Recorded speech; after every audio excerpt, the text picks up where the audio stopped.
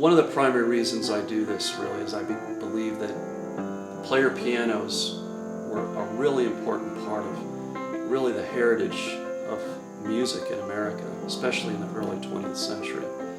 And as these instruments end up literally in the junkyard so often, I think it's just a shame, because I think people need to value them more.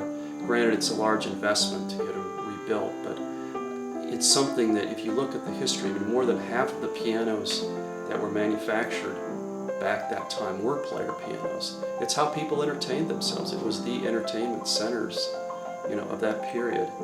And when you talk to older people, they remember, but all the newer generations just sort of have lost sight and even an understanding of them. But I think it's important, even as a kind of historic artifact, to understand that and the joy that it really brought to a lot of people.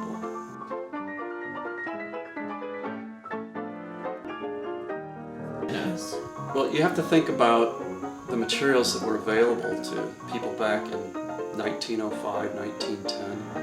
And you had the basics. You had leather, you had wood, metal, you had some rubber materials, but they really had to work with these simple materials and make them design a way that they could all operate together.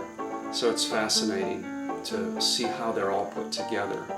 The tubing, everything works on negative pressure or vacuum. Air is always sort of drawn in and drawn over things.